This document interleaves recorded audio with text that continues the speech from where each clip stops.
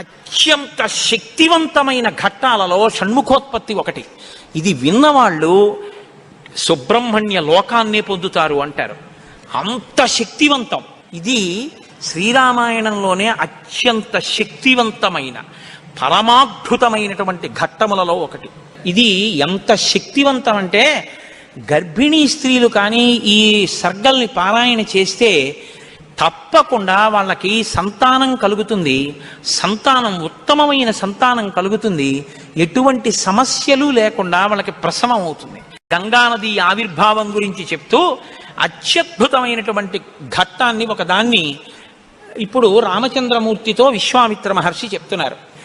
నాయనా రామ, నీకు అంగదేశం గురించి చెప్పాను. మన్మధుడు కాలిపోయాడు. తర్వాత పార్వతీ పరమేశ్వరులకి వివాహమైంది. ఎలా అయింది మరి మన్మధుడు లేకుండా?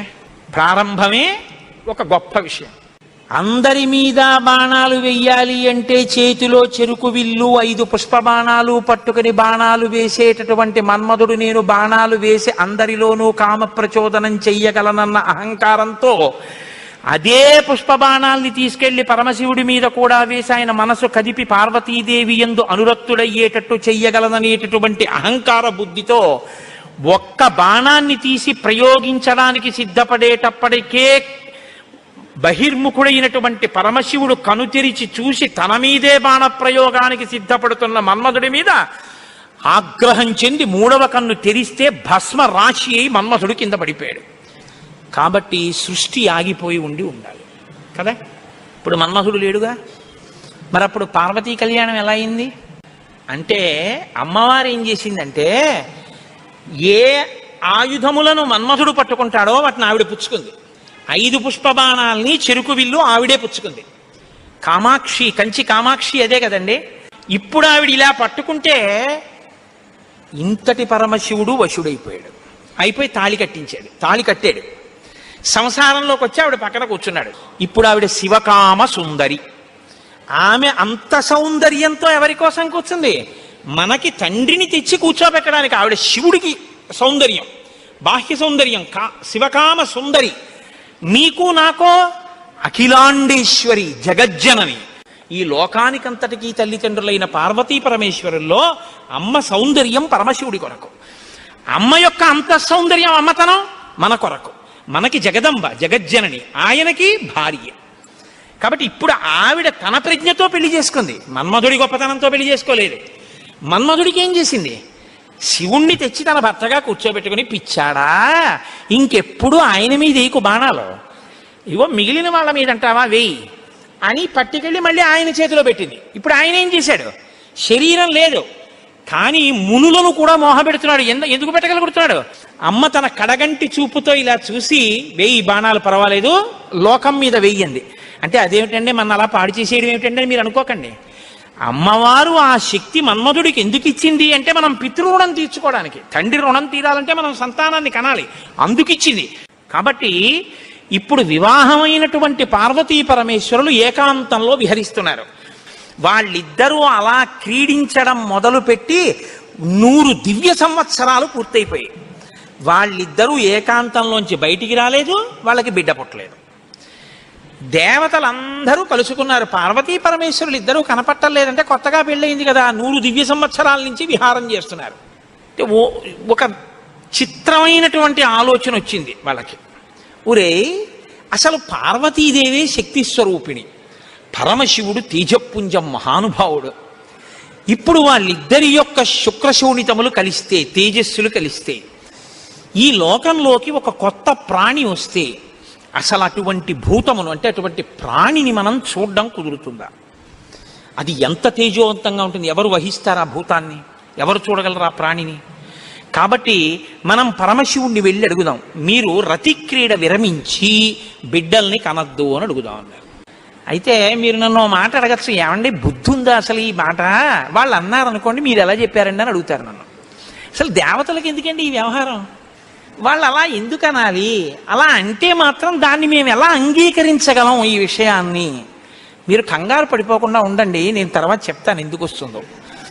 కాబట్టి ఇప్పుడు వాళ్ళందరూ కలిసి ఓ సమావేశం పెట్టుకున్నారు. నిజమే అంటే నిజమే. అందరూ కలిసి కైలాసానికి వెళ్ళారు. బయట నించుని పెద్ద కేకేశారు. ఏమని? ఓ దేవదేవ మహాదేవ, లోకమునకంతటికి రక్షించవలసిన వాడా అని కేకేశారు. వీళ్ళకి ఏం ఉపద్రవం వచ్చిందో అని ఆయన బయటకు వచ్చారు. ఆయన్ని చూడగానే వీళ్ళందరూ నేల మీద పడి నమస్కారం చేశారు. మహానుభావ, నీవు పార్వతీదేవితో కలిసి ఏకాంతంలో దివ్యక్రీడను అనుభవిస్తున్నావు. మీ ఇద్దరికి బిడ్డ పుడితే దుస్సహం, మేము తట్టుకోలేం. అందుకని నీ తేజస్సుని నీ తేజస్సులోకి అణిచేసేయి, ఆమె తేజస్సుని ఆమె తేజస్సులో అణిచివేయమను. మీ ఇద్దరూ ఒకరి పట్ల ఒకరు ఇటువంటి ఆభిముఖ్యం పొందకుండా తపస్సు చేసుకుంటూ కూర్చోండి అన్నారు. ఎంత అక్కర్లేని విషయం అంటే ఇది.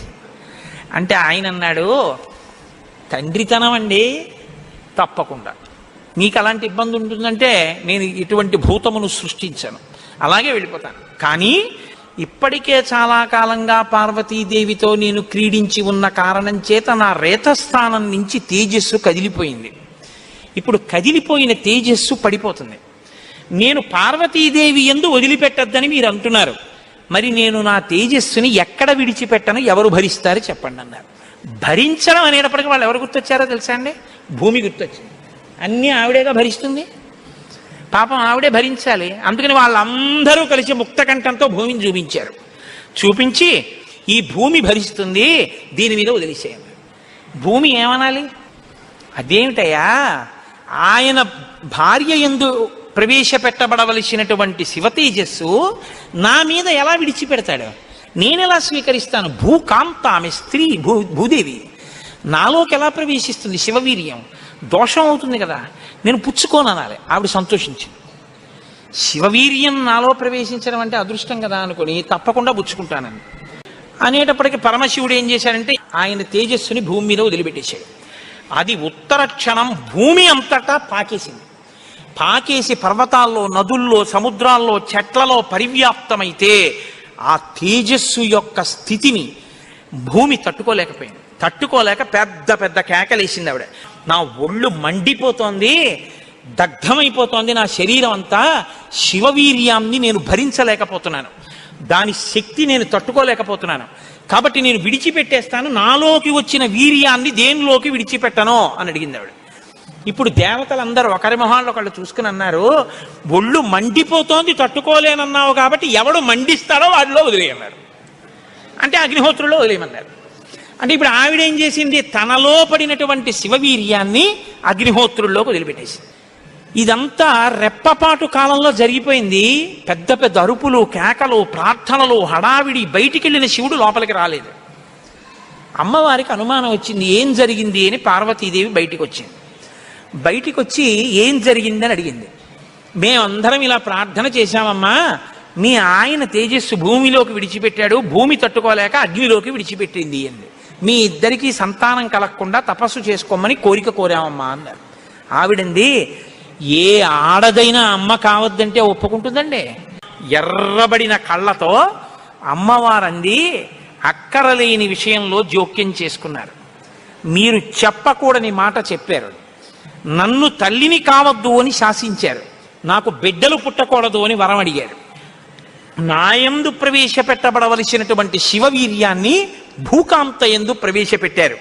కాబట్టి నేను మీకు శాపం ఇస్తున్నాను, ఇక నుంచి మీ భార్యల వలన మీకు సంతానము కలగకుండుగాక, ఇక నుంచి దేవతలకి సంతానం ఉండదు అంది. అందుకని ఏమంటే ఎప్పుడూ 33 కోట్లైనా ఇంకా పిల్లలు మనవలు ఉండరా అంటే ఉండరు. పార్వతీదేవి శాపం ఆగిపోయింది దేవతల యొక్క సంతానం. ఇప్పుడు ఆవిడ భూమి వంక తిరిగింది. నువ్వు స్త్రీవి కదా, నా భర్త యొక్క తేజస్సుని నేను పట్టవలసింది నువ్వెలా పట్టుకున్నావు, నువ్వెలా స్వీకరించావు నా భర్త తేజస్సుని? ఆవిడ్ని శపించింది. నువ్వు ఒక్క రూపంతో ఉండవు, భూమి అని పిలవబడినా నీకు అనేకమైనటువంటి స్థితి కలుగుతుంది. ఒక చోట చౌటు నేల, ఒక చోట నల్ల నేల, ఒక చోట ఎడారి, ఒక చోట పంట పండే నేల. ఇలా నువ్వు రకరకాలుగా అయిపోతావు.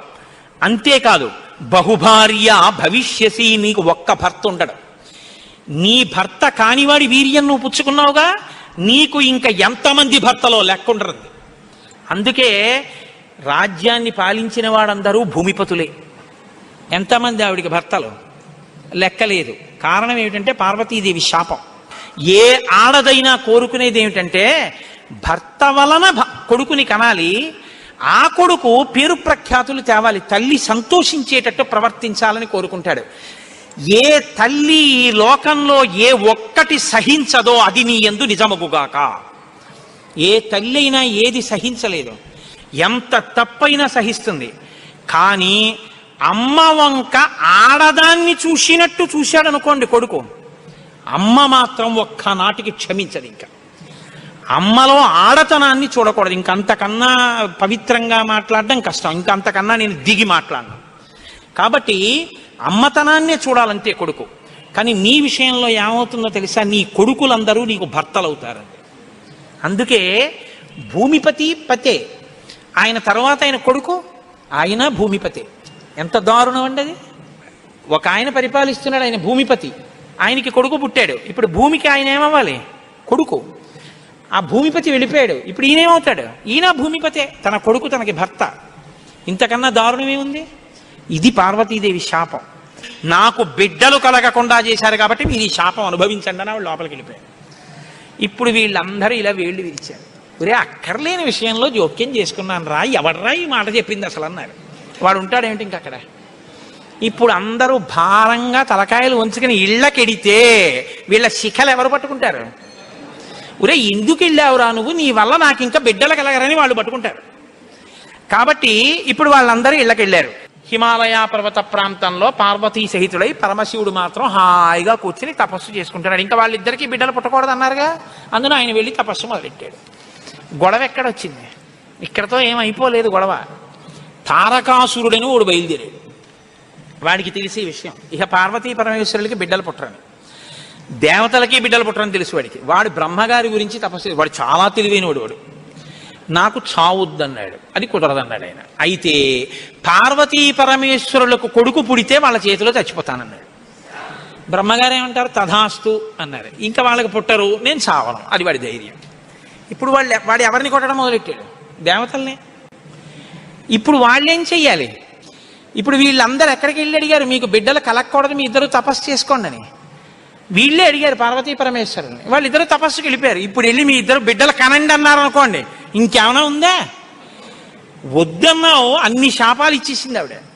అంటే మీరు బాగా గమనించండి, ఏదైనా ఆడది భరిస్తుంది, కానీ ఆడదాని అమ్మతనానికి, ఆడదాని భర్తృత్వాన్ని పంచుకోవడానికి ఇంకో ఆడదొస్తే మాత్రం ఈ లోకంలో సహించడం అన్నది ఉండదు. అది ఈ జాతి క్షమించలేదు. ఇది రామాయణం యొక్క తీర్పు. కాబట్టి ఇప్పుడు వీళ్ళు వెళ్ళి అడగలేరు పార్వతీ పరమేశ్వరుని.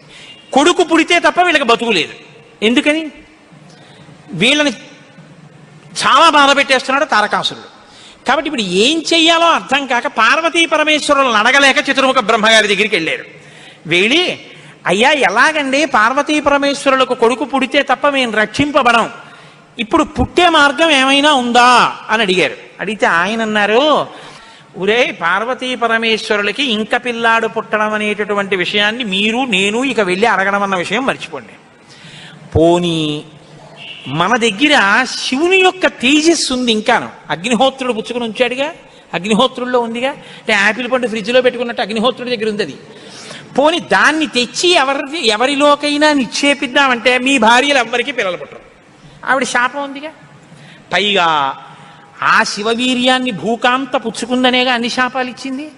ఇప్పుడు దాన్ని తీసుకెళ్ళి ఇంకోళ్ళు ఎవరికన్నా ఇస్తామంటే ఎవరు మాత్రం పుచ్చుకుంటారు? ఏ ఆడది పుచ్చుకుంటుంది? పుచ్చుకుంటే కదా పిల్లలు పుట్టడం. పార్వతీదేవిని వెళ్ళి అడగలేము, పోనీ శివవీర్యం ఉందని ఇంకో స్త్రీలో ప్రవేశపెట్టలేము. ఎలా ఆలోచించి, ఆయన తక్కువవాడండి చతుర్ముఖ బ్రహ్మగారు అంటే, నేను అందుకే బ్రహ్మ నన్ను బ్రహ్మగారు అంటుంటాను. ఆయన సలహా లేకపోతే లోకం లేదు, మన ఉపన్యాసమే లేదు. ఆయన అన్నారు, హిమవత్ పర్వతం ఉందే, హిమవంతుడు, ఆయనకి 2 బిడ్డలు ఉన్నారు. పెద్దమ్మాయి పేరు గంగ, రెండో అమ్మాయి పార్వతి. పెద్దమ్మాయి దేవతా స్త్రీలలోకి రాదు, ఆ అమ్మాయి స్వర్గలోకంలో ప్రవహిస్తోంది.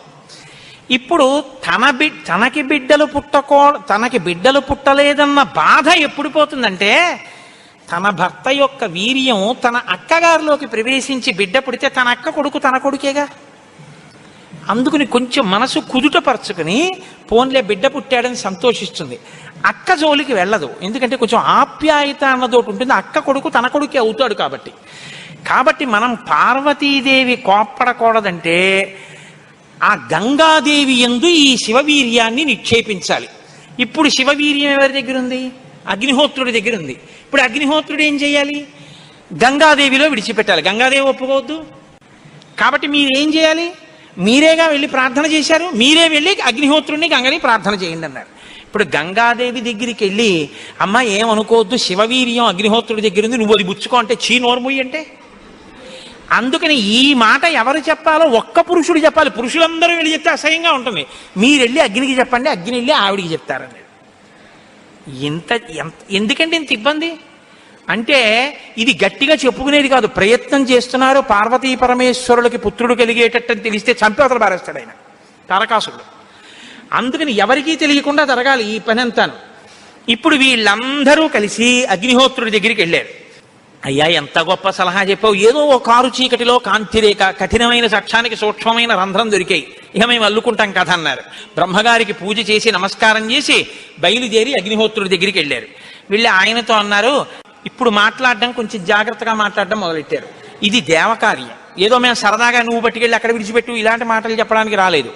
నీకు పిల్లలు పుడితే నాకెందుకు, పుట్టకపోతే నాకెందుకు, ఇలాంటి వాటిల్లో ఇక మేము జోక్యం చేసుకోం, బుద్ధి వచ్చింది మాకు. కాకపోతే ఇది దేవకార్యం. ఇప్పుడు ఈ పిల్లాడు పుట్టకపోతే వీపులు పగిలిపోతున్నాయి తారకాసురుడి వల్ల, అందుకుని పుట్టాలి పిల్లాడు. కాబట్టి నీలో ఉన్న శివ తేజస్సుని పట్టుకెళ్ళి గంగలో విడిచిపెట్టు.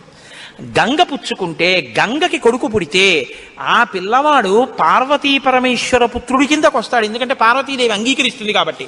ఆ పిల్లవాడికి సేనానాయకత్వం ఇద్దాం.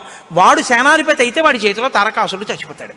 అందుకని నువ్వు వెళ్ళి గంగను అడుగన్నారు. ఇప్పుడు పుచ్చుకునేటప్పుడు అప్రసన్నమైన మనస్సుతో ఆవిడ పుచ్చుకుంది అనుకోండి, ఇది ఎక్కడ చికాకు వచ్చిందిరా అని. అప్రసన్నమైన మనస్సుతో కానీ అలా పుచ్చుకుంటే తేజోవంతుడైన బిడ్డ సంభవించాడు. కాబట్టి ఆవిడ ప్రసన్నంగా పుచ్చుకోవాలి. అంటే ఆవిడ ప్రసన్నంగా పుచ్చుకోవడానికి యోగ్యమైన రీతిలో ఆవిడికి చెప్పాలి. కాబట్టి ఆయన వెళ్ళి చెప్పాడు అగ్నిహోత్రుడు, అమ్మా నువ్వు గర్భం ధరించాలమ్మా. ఆవిడ కన్య, భర్త లేడు. దేవతానాం ఇదం ప్రియం, అమ్మ దేవకార్యం ఇది, అందుకుని నిన్ను అడుగుతున్నాను తప్ప ఇంకో మాట అనుకో కుష్మా తల్లి. అందుకని ఆవిడ అర్థం చేసుకుంది, ఓహో ఇంతకన్నా ఇప్పుడు లోకాన్ని రక్షించడానికి మార్గం లేదు, కాబట్టి శివ తేజస్సుని నాలోకి తీసుకుంటాను. ప్రసన్నంగా తీసుకుంది అనడానికి గుర్తు దివ్యమైన రూపాన్ని ధరించి శివ తేజస్సుని తనలోకి తీసుకుంది. ఇప్పుడు వీళ్ళ బాగా గమనించండి, సుబ్రహ్మణ్యోత్పత్తి అంటే ఎటువంటిదో తెలుసా అండి? 33 కోట్ల మంది దేవతలు ఇలా ఎదురు చూస్తున్నారు. ఇప్పుడు కాని శివవీర్యం ఎందుకో పనికి రాకుండా పోయిందనుకోండి, గంగ కానీ అయ్యి బాబాయ్ నేను భరించలేకపోతున్నానని వదిలేవతలు పారేసింది అనుకోండి, అంతే. ఇక శివవీర్యం లేదు. ఎందుకంటే ఉన్న శివవీర్యం పాడైపోయింది. కాబట్టి ఇక పుత్రుడు కలగడు. ఇక పుత్రుడు కలగకపోతే ఇక ఎప్పటికీ అసలు దేవతల యొక్క రాజ్యం అన్నది ఇక రాదు, తారకాసురుడే ఉంటాడు. కాబట్టి ఇక మీరు నేను పురాణం చెప్పుకోవడం ఇప్పటికీ ఉండదు, ఆయనే పరిపాలిస్తుంటాడు కదా. కాబట్టి ఇప్పుడు ఆ గంగ వల్ల బిడ్డ పుట్టాలి. వీళ్ళందరూ ఉత్కంఠతో ఎదురు చూస్తున్నారు. గంగ గర్భం ధరించి బిడ్డని కంటుందా? ఇది ఇంత చల్లటి గంగమ్మలోకి శివవీర్యం వెళ్ళింది. వెళ్ళగానే ఆవిడ ఇప్పుడు పెద్ద కేకేసింది, అయ్య బాబోయ్ ఈ శివవీర్యం యొక్క వేడికి నా నీరు ఉడికిపోతోంది, ఇప్పుడు నేను ఈ తేజస్సుని ఎక్కడ వదిలిపెట్టేను, నా సర్వాంగములు క్షోభించిపోతున్నాయంది ఆవిడ. అగ్నిహోత్రుడు చూసి అన్నాడు, బిడ్డ పుట్టాడో లేదో తరువాతి మాట, ముందసలు నువ్వు కలతపడిపోతున్నావు, నువ్వు తట్టుకోలేవు. కాబట్టి అదిగో ఆ హిమాలయ పర్వత ప్రాంతముల యొక్క పాదముల యందు తీసుకెళ్ళి నీలో ఉన్నటువంటి శివ తేజస్సుని విడిచిపెట్టేసేయని. గంగ తనలో ఉన్న శివ తేజస్సుని తీసుకెళ్లి హిమాలయ పర్వత ప్రాంత పాదముల యందు వదిలిపెట్టేసేటప్పటికి అది వెళ్ళి రెల్లు దుబ్బుల్లో పడిపోయింది, గడ్డిలో పడిపోయింది. ఇప్పుడు అందులోంచి ఒక్కసారి కాంతి కనపడింది వాళ్ళకి. పిల్లాడేమైనా వచ్చాడా? వాళ్ళకి పిల్లాడు కావాలి. ఇప్పుడు ఆ శివవీర్యంలోంచి, ఆ తేజస్సులోంచి అగ్ని ఎటువంటి కాంతితో ఉంటాడో అటువంటి కాంతితో మొట్టమొదట బంగారం పుట్టింది లోకంలో. బంగారం శివవీర్యం, అందుకే బంగారానికి శివవీర్యం అని పేరు. బంగారం పుట్టి బంగారంతో అక్కడ ఉన్నటువంటి తృణవృక్ష లతాగుల్మం సర్వం భవతి కాంచన, ఆ గడ్డి చెట్లు అన్ని బంగారు రంగులో మెరిసిపోయాయి ఒక్కసారి. తర్వాత వెండి పుట్టింది. ఆ వెండిని చూశారు, తెల్లగా ఉంది వెండి. అయిపోయింది. ఆ తర్వాత ఇంకా మిగిలినటువంటి క్షారంలోంచి రాగి ఇనుము పుట్టాయి. మిగిలిపోయినటువంటి మలంలోంచి తగరము సీసము పుట్టాయి తప్ప పిల్లవాడు మాత్రం కనపడలేదు. అయిపోయింది మన ప్రణాళికంతా, పిల్లవాడు పుట్టలేదు అని దిగాలు ముఖాలు వేసుకుని ఆ పైనుంచి చూస్తున్నారు. ఆ రెల్లు దుబ్బుల్లో రాత్రివేళ తెల్లగా మెరుస్తాయే రెల్లు దుబ్బులు, ఆ రెల్లు దుబ్బుల్లోంచి బ్రహ్మాండమైనటువంటి కాంతులు మెరిసిపోతుండగా 6 ముఖాలతో అద్భుతమైన సౌందర్యంతో ఒక పిల్లవాడు పుట్టి పాల కోసం ఏడ్చాడు. అమ్మయ్యా పుట్టాడు రా పిల్లాడు, శివపుత్రుడు జన్మించాడు, మన బాధలు తీరాయని వాళ్ళందరూ పొంగిపోయారు. షష్ఠి 6 ముఖాలతో షణ్ముఖుడై పుట్టాడు. ఆ పుట్టినటువంటి వాడు కూడా మహానుభావుడు 6 ముఖాలతో పుట్టాడు కాబట్టి షణ్ముఖుడు. పుట్టిన పిల్లాడికి పాలివ్వాలి, ఆ కృత్తికల్ని పిలిచి మీరు పాలివ్వండి అన్నారు. వాళ్ళన్నారు మేం పాలిస్తాం, కానీ ఇప్పుడు పాలిస్తే కానీ మరి పిల్లాడు బతకడు. కాబట్టి వాళ్ళన్నారు మేము పాలిస్తాం, కానీ ఆ పిల్లాడిని మా పేరుతో పిలుస్తారా అన్నారు, మా పిల్లాడని చెప్తారా అన్నారు. అబ్బాయి అలా ఎలా కుదురుతుందండి అన్నారు అనుకోండి. వాళ్ళు పాలివ్వకపోతే పిల్లాడు. అందుకని వీళ్ళు వెంటనే దేవతలందరూ అన్నారు తతస్తు దేవత సర్వ కార్తికేయ ఇతి బ్రువన్, కార్తికేయుడు అన్నాం కదా, ఇవ్వండి పాలన్నారు. అమ్మతనం ఎంత గొప్పదో చూడండి. ఇప్పుడు ఈ కృత్తికలు 6 పిల్లాడికి 6 ముఖాలతో ఉన్నవాడికి 6 పాలిచ్చారు. వాడు పాలు తాగాడు. పుత్రస్త్రైలోక్య విఖ్యాతో భవిష్యతి న సంశయ. కార్తికేయుడని మేం పిలవడం కాదు, 3 లోకాల్లో పిలుస్తారు ఈ పిల్లాన్ని, సరేనా అన్నారు దేవతలు. అప్పుడు వాళ్ళు పాలిచ్చారు. కాబట్టి కార్తికేయుడు. అగ్నిలో శివవీర్యం చాలా కాలం నిలవ ఉంచబడి అగ్నిహోత్రుడు గంగలో ప్రవేశపెట్టాడు కాబట్టి పావకి. శరవణములు అంటే రెల్లు దుబ్బుల్లోంచి పుట్టాడు కాబట్టి శరవణ భవ. ఎప్పుడు శుద్ధమైనటువంటి బ్రహ్మణ్య జ్ఞానంతో ఉంటాడు కాబట్టి సుబ్రహ్మణ్యం. తల్లి కడుపులోంచి స్ఖలనమై పుట్టాడు కాబట్టి స్కందుడు. ఆయన ఉత్పత్తి చేతనే ఇన్ని పేర్లతో వచ్చాడు. ఏమంటే మీరు ఇంత గొప్పగా ఏదో పాపం నోరు కొట్టుకు చెప్పారు, కానీ మాకు అసలు అనుమానం మాత్రం అలా ఉండిపోయింది, మీరు మంగళం చెప్దాం అనుకుంటున్నారేమో. అలా అనత్సా దేవతలు, అలా అడగడం వల్ల కదా ఇంత కథ వచ్చింది. అలా ఎందుకు అడగాలి అసలు అంటే, మహానుభావుడు శంకర భగవత్పాదాచార్య స్వామి వారు బ్రహ్మసూత్రాలకి చేసినటువంటి వ్యాఖ్యానంలో ఒక చోట ఉదహరించారట దీని గురించి. దాని గురించి అసలు ఇలా ఎలా జరిగిందని కంచికామకోటి పీఠాధిపతులు చంద్రశేఖరేంద్ర సరస్వతి స్వామి వారు ఎంతమంది పౌరాణికులను అడిగారట. ఆఖరికి ఒక ఆయన దీని మీద పరిశోధన చేసి త్రిపురా రహస్యంలో ఉన్నటువంటి మంత్రాల యొక్క వ్యాఖ్యానంలో దీని అసలు వృత్తాంతం ఎక్కడుందో పరమాచార్య స్వామి వారికి తీసుకొచ్చి చెప్పారు. త్రిపురా రహస్యంలో ఉంది దీని రహస్యం, అక్కడి నుంచి అనుసంధానం చేయాలి దాన్ని. సనత్కుమారుడు అని ఒక ఆయన బ్రహ్మమానసపుత్రుడు, ఆయన పుట్టుక చేత మహాజ్ఞాని. అటువంటి పిల్లవాడు ఆయన ఎప్పుడూ తనలో తాను బ్రహ్మజ్ఞానంలో రమిస్తూ ఉండేవాడు. ఆయన ఒక రోజు రాత్రి నిద్రపోవడం అంటే గుర్తుపెట్టుకోండి, బ్రహ్మవేత్త నిద్రకి కూడా ఆయన సాక్షి. అటువంటి ఆయనకి కల వచ్చిందంటే అవస్థ ఏర్పడింది, స్వప్నావస్థ. ఆ కల్లో తాను రాక్షస సైన్యాల మీద యుద్ధం చేస్తున్నట్టు కల వచ్చింది. ఆయన తెల్లబోయి ఇదేమి నాకు కల రావడం ఏమిటి, కల రావడం అంటే మనసులో ఏదో కోరిక ఉంది, ఆ కోరిక కల్లో కనపడింది, స్వప్నావస్థలోకి వెళ్ళాను, ఇది దోషం కదా, నాకు అలా ఎందుకు జరిగిందని తండ్రి చతుర్ముఖ బ్రహ్మగారి దగ్గరికి వెళ్ళారు. వెళ్ళి నాన్నగారు నాకు ఇలా కల ఎందుకు వచ్చింది నాన్నగారు అసలు అని అడిగాడు. అయితే ఆయన అన్నాడు, నాయనా నీకు ఇలా కల రావడానికి ఒక కారణం ఉంది. నువ్వు పూర్వజన్మలో వేదాన్ని నేర్చుకునేటప్పుడు వేదంలో దేవతల గురించి రాక్షసుల గురించి దేవదానవ యుద్ధాల గురించి చదివి, ఈ రాక్షసులు ఎప్పుడు వేద ప్రమాణానికి వ్యతిరేకంగా ఎందుకు ఇలాంటి పనులు చేస్తుంటారు, వీళ్ళని పట్టుకుని చంపేయాలని వ్యగ్రత పొందావు. ఆ వ్యగ్రత జీవుణ్ణి పట్టుకుంది. అది ఈ జన్మలో బ్రహ్మవేత్తవైనా నీకు ఆ వాసన ఉండిపోయింది. అది ఇప్పుడు కలగా వచ్చింది. అది తీరాలంటే నువ్వు దేవసేనకి అధిపతివి కావాలి. నువ్వు దేవసేనకి అధిపతివై రాక్షసుల్ని సంహరిస్తే ఆ కోరిక తీరుతుంది. అంటే నాన్నగారు నేను దేవాసేనాపతిని కావలసిందేనా ఆయన అన్నాడు చతుర్ముఖ బ్రహ్మగారు. వచ్చేసారు ఆయన, తన అనుష్ఠానంలో తనున్నారు. ఈలోగా పరమశివుడు ఒక సంకల్పం చేశాడు. పరమశివుడికి ఒకప్పుడు కోరిక పుట్టిందిట, నేనిప్పటిదాకా అన్ని విషయాలు చెప్పడం కానీ నేను ఓడిపోయిందన్నది లేదు ఎవరి దగ్గర. ఓడిపోవడం అంటే బయట వాళ్ళ దగ్గర ఓడిపోతే బాగుండదుగా. ఓడిపోవడం అనేటటువంటిది కూడా మనిషి జీవితంలో సన్మానంగా ఎప్పుడు మారుతుంది? పుత్రాదిచ్చేత్ పరాజయం. తన కొడుకు చేతిలో తాను ఓడిపోవాలి. తన కొడుకు చేతిలో తాను ఓడిపోవడం అంటే, ఉరే నేను ఈ శ్లోకానికి అర్థం ఇన్ని మాటలు చెప్పాను కానీ నా కొడుకు వచ్చి అకస్మాత్తుగా నాన్నగారు ఈ శ్లోకానికి ఈ అర్థం ఇలా కూడా వస్తుంది కదా అంటే నాకు ఎప్పుడూ రాలేదు ఈ ఆలోచన. ఎంత గొప్ప అర్థం చెప్పాడరా, ఇలా చూస్తే అసలు మొత్తం కథ మారిపోయింది, వీడికి ఎంత గొప్ప ఆలోచన వచ్చిందని నా కొడుకు ప్రజ్ఞ ముందు నేను తల వంచితే అది నాకు సన్మానం లాంటి ఓటమి. అలాంటి కొడుకు నా కడుపున పుడతాడా అనుకున్నట్ట పరమశివుడు కూడా ఒకనకొకప్పుడు. ఇప్పుడు సనత్కుమారుల వారికి ఈ కోరిక, పరమశివుడికి ఆ కోరిక. ఒకనకొకప్పుడు పరమశివుడు పార్వతీదేవి అసుర సంధ్య వేళలో ఈ భూమండలం అంతటా కూడా విహారం చేస్తారు. శ్రీశైల పర్వతం మీద దిగుతారు. భాగవతంలో చతుర్థ స్కందం అనుకుంటే అందులో చెప్తారు దీని గురించి. వాళ్ళిద్దరూ విహారం చేస్తుంటే సనత్కుమారుడు కనబడ్డారు. కనబడితే వాళ్ళకి ముచ్చటేసింది. బ్రహ్మవేత్త మహానుభావుడు బ్రహ్మజ్ఞాని, పలకరిద్దామని వృషభవాహనం మీద కిందికి దిగి దగ్గరికి వెళ్ళారు. ఆయన ఇలా చూశారు, చూసి తన పంతాన్ని చేసుకుంటున్నారు.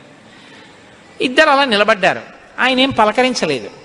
పలకరించకపోతే పరమశివుడు అన్నాడు, ఏమయ్యా లోపల సంతోషించాడు ఇది బ్రహ్మవేత్త అంటేని, ఏమయ్యా ఇంతసేపటి నుంచి నించున్నావు, కనీసం నువ్వు పలకరించలేదు మమ్మల్ని అన్నారు.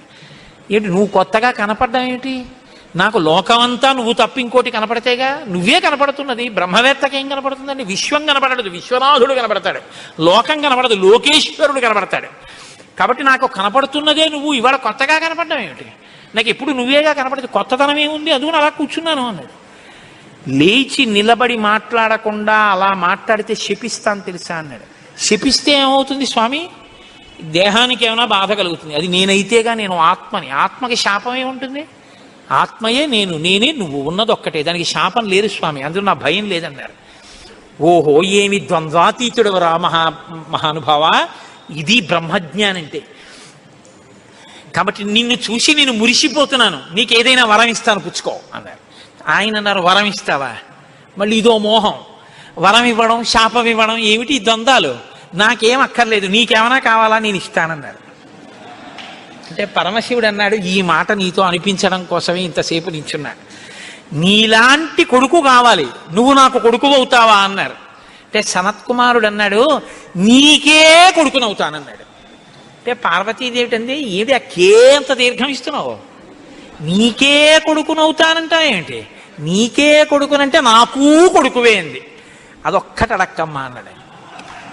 అదేమయ్యా అదేమిటి, నీలాంటి కొడుకు పుడుతుంటే నా కడుపున పుట్టకపోవడం ఏమిటి? అమ్మా ఎంత పార్వతీదేవివైనా తల్లి, నేను ఒక కడుపున పుట్టడం అంటే అమ్మా తల కింద పెట్టి కాళ్ళు పైకి పెట్టి 9 నెలలు అమ్మ కడుపులో పడుకుని యోని ద్వారంలోంచి బయటికి రాలేనమ్మా, శివకుమారుడిగా పుడతాను, నీకు కుమారుణ్ణే తప్ప అమ్మ నీ కడుపున మాత్రం పుట్టనన్నాడు. అంటే ఆవిడ చిన్న బుచ్చుకుంది, అయ్యయ్యో నేను కూడా కలిసి అడగకపోవడం వల్ల వచ్చింది, కానీ నా కోరిక నువ్వు ఇంకొకలా తీర్చాలంది ఆవిడ. ఎలా తీర్చనమ్మా అని అడిగారు. నేను ఒకానొకప్పుడు పరమశివుడు భస్మాసురుడు పరమశివుడి గురించి తపస్సు చేసి వరములు పొందాడు, నేను ఎవరి తల మీద చెయ్యి పెడితే ఆయన భస్మం అయిపోవాలని. పరమశివుడు వరం ఇచ్చాడు, నీ మీదే పరీక్ష చేస్తానని పరమశివుడు వెంటబడ్డాడు. పరమశివుడు ఏదో ఒక హేళ, ఆయన ఒక చాలా విచిత్రంగా ప్రవర్తిస్తూ ఉంటాడు. లోకానికి ఒక పాఠం చెప్పడం కోసం ఉసుమండి చేతకాని వాడయ్యని మీరు అనుకోకూడదు. ఇప్పుడు నేను మళ్ళీ శివమహాపురాణానికి అంతటికి వ్యాఖ్యానం ఎక్కడ చేయను. కాబట్టి ఆయన పరిగెడుతున్నట్టు నటించాడు. ఆయన పరిగెడుతున్నట్టు నటిస్తే నేను వెంటబడి చంపితే బాగుండదు. భర్త పరిగెడుతున్నట్టుంటే నే కాసేపు కనపడకుండా ఉంటే పోతుందని ఆవిడేం చేసిందంటే తన శరీరాన్ని నీటిగా మార్చి ఒక సరోవరం కింద మారిపోయింది. అదే శరవణ తటాకం. ఆ శరవణ తటాకం హిమవత్ పర్వత ప్రాంతంలో ఉంది. నువ్వు నా కడుపున పుట్టకపోయినా ఆఖరణ పుట్టేటప్పుడు మాత్రం ఆ శరవణ తటాకం దగ్గర నుంచి పుట్టాలి. నీ మంత్రం కూడా ఆ తటాకం నా పేరు మీదే ఉండాలి. అందుకే ఆయన మంత్రం శరవణ భవ సుబ్రహ్మణ్యుడికి. అంటే ఆయన అన్నాడు, అమ్మ తప్పకుండా, అలా నేను పరమశివుని యొక్క తేజస్సు చేత నీ తటాకంలోంచి పుడతాను. పంచభూతాత్మకం పరమశివ లక్షణం కదా, అందుకని పృథివీస్వరూపంగా, అగ్నిస్వరూపంగా, వాయుస్వరూపంగా, జలస్వరూపంగా, ఆకాశస్వరూపంగా 5 స్వరూపాలతో పార్వతీ పరమేశ్వర సమాగమ స్వరూపంగా శివశక్తుల యొక్క సమ్మేళనానికి పుట్టినటువంటి మెరుపు తీగల లోకంలో బ్రహ్మజ్ఞానాన్ని బోధ చెయ్యడం కోసమని దేవసేనాపతిని కావడం కోసం, రాక్షస సంహారం చెయ్యడం కోసం మీకు పుత్రుడిగా పుడతానమ్మా అని సనత్కుమారుల వారు పరమశివుడికి వరం ఇచ్చారు. అందుకని ఆ వరం నెరవేరాలంటే పార్వతీ పరమేశ్వర సమాగమం జరిగి పార్వతీదేవిలోకి వెళ్ళకూడదు తేజస్సు. దేవతల సంఖ్య కూడా అనంతంగా పెరిగిపోతే రేపొద్దున్న ఉపాసనలు కష్టం అవుతాయి. అందుకని నాటకీయ సన్నివేశం సృష్టింపబడాలంటే దేవతలు వెళ్ళి ప్రార్థన చేయాలి. ప్రార్థన చేసి శివతేజస్సు భూమి మీద పడాలి. అది అగ్నిహోత్రంలోకి వెళ్ళాలి. ఇది పంచభూతాత్మకమై ఆయన షణ్ముఖ స్వరూపంతో పైకి రావాలి. వచ్చి స్వామి అని పేరు పెట్టుకోవాలి. స్వామి అన్న పేరు కేవలం సుబ్రహ్మణ్యుడిది. మనం వెంకటేశ్వర స్వామి అంటాం, మంచిదే, నేను తప్పని నేను అంటలేదు. కానీ ఒక్క స్వామి అంటే మాత్రం సుబ్రహ్మణ్యుడే. ఎక్కడెక్కడ సుబ్రహ్మణ్యుడి పేరు చెప్తామో, ఎక్కడెక్కడ తలుచుకుంటామో అక్కడక్కడ సంతానమునకు ఏ విధమైన ప్రమాదం రాదు. సుబ్రహ్మణ్యుడికి నమస్కారం చేస్తే కుజగ్రహ దోషం కూడా ఉపశమిస్తుంది. ఎక్కడెక్కడ షణ్ముఖుణ్ణి ఆరాధన చేస్తారో అక్కడ ఐశ్వర్యం పరిడవిల్లుతుంది. పక్కన ఉన్నటువంటి తమిళ దేశం, ద్రవిడ దేశంలో అంత ఐశ్వర్యం వచ్చింది, అన్ని పరిశ్రమలు వచ్చాయంటే కారణం ఏమిటో తెలుసా అండి? సుబ్రహ్మణ్యారాధన. వాళ్ళు విపరీతమైన సుబ్రహ్మణ్యారాధనం చేస్తారు. సుబ్రహ్మణ్య ఆరాధనం చేసినా, షణ్ముఖుడికి ప్రదక్షిణం చేసినా, ఆయనకి నమస్కారం చేసినా జ్ఞానము, ఐశ్వర్యము, సంతానమునకు క్షేమము, ఆయువు, ఆరోగ్యము అన్నీ కలుగుతాయి. అంత శక్తివంతమైనటువంటి సర్గ ఈ షణ్ముఖోత్పత్తి సర్గ. ఈ షణ్ముఖోత్పత్తి గురించి చెప్పిన తర్వాత, అందుకే షణ్ముఖుడికి ఉన్న గొప్పతనం ఏమిటో తెలుసా అండి? ఆయనకి ఒక గొప్ప విజయాన్ని సాధించాడు షణ్ముఖుడు ఒక్కడే. శైవ వైష్ణవాలు రెండూ కూడా వియ్యముందేట్టు చేశాడు. శ్రీవల్లి, దేవసేన ఇద్దరు శ్రీ మహావిష్ణువు యొక్క కుమార్తెలు. ఆయన మేనల్లుడు కదండి, మరి ఏదో పండగ సెలవులకు ఇంటికి వచ్చాడు. ఇంటికి వస్తే లక్ష్మీదేవి ఆయన్ని చూసి అందిట, మురుగన్ అంది. మురుగన్ అంటే మేనల్లుడు అని. మరుమగన్ అన్నట్టు విష్ణువు. మరుమగన్ అంటే చాలా అందగాడు అన్నట్ట. ఇద్దరు అలా అనుకోవడం ఎందుకో తెలుసా అండి? మన పిల్లలకు బాగుంటాడు.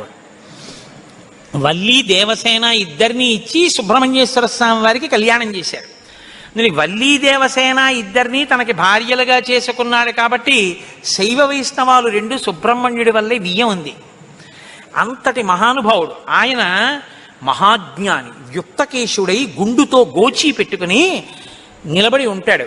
అందుకే సుబ్రహ్మణ్య క్షేత్రాల్లో స్వామి వలయలో అలా నిలబడి ఉంటాడు. ఆయన ప్రణవానికి అర్థం చెప్తే పరమశివుడంతటి వాడు తెల్లబోయి, ఎంత గొప్పగా చెప్పావురా అన్నట్టు. నాన్నగారు అలా అంటే కుదరదు, ఇది ప్రణవ రహస్యోపదేశం కదా, మీరు కూడా మడి కట్టుకుని వచ్చి శిష్యుడిగా కూర్చోండి చెప్తానన్నట్టు. ఒరే ఎంత బాగా చెప్పావురా అని వచ్చి కూర్చుని విన్నట్ట. శివుడంతటి వాడు ఇంత బాగా చెప్పగలిగిన కొడుకు పుట్టాలని కదా కోరుకున్నాడు. ఆత్మాదిచ్చేత్ పుత్రాదిచ్చేత్ పరాజయం. తండ్రి గారికి ఆ కోరిక తీరిందటువంటి బ్రహ్మజ్ఞాని పుట్టాడు. ఆయనే తరువాతి కాలంలో కేవలం పాలు తాగి పెద్దవాడైపోయాడు. అయిపోగానే ఆయన్ని దేవసేనకి తీసుకొచ్చి పట్టాభిషేకం చేసేశారు. సేనాధిపతి అయిపోయాడు. తారకాసుర సంహారం చేశాడు. దేవతలందరూ సంతోషించారు.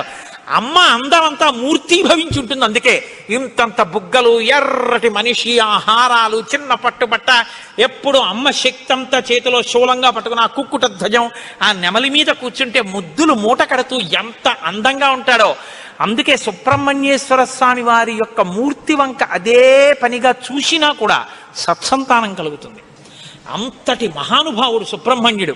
ప్రత్యేకించి ఏ కారణం చేతనైనా గర్భం నిలవక బాధపడుతున్న వాళ్ళు, గర్భిణి అయినప్పటికీ కడుపున ఎటువంటి బిడ్డలు పుడతారో తెలియని వాళ్ళు, వాళ్ళ ఆయుర్దాయం బాగుండాలనుకున్న వాళ్ళు, సంతానం క్షేమంగా వృద్ధిలోకి రావాలనుకున్న వాళ్ళు రామాయణాంతర్గతమైన షణ్ముఖోత్పత్తిని విని తీరాలి.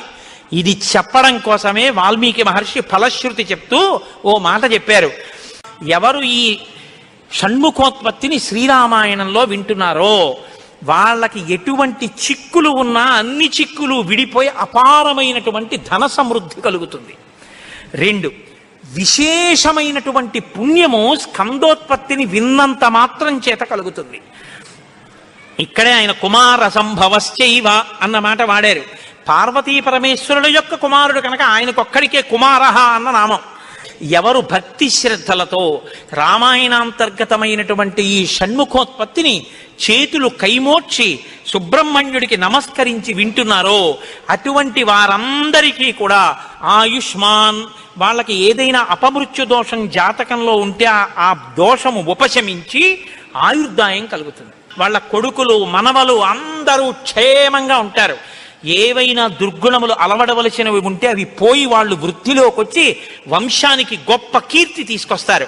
ఆయుష్మాన్ పుత్ర పౌత్రైశ్చ, ఎవరు రామాయణం సంపూర్ణ రామాయణం చెప్పించుకుని వినేటప్పుడు పరమ భక్తితో దేవాలయ ప్రాంగణంలోనో ఎక్కడో కూర్చుని ఈ స్కందోత్పత్తిని నమస్కారం చేస్తూ విన్నారో వాళ్ళు శరీరం పడిపోయిన తరువాత సుబ్రహ్మణ్య లోకాన్ని పొందుతారు అని వాల్మీకి మహర్షి సత్యం తప్ప ఆయన నోటి వెంట రాదని బ్రహ్మగారి వరం.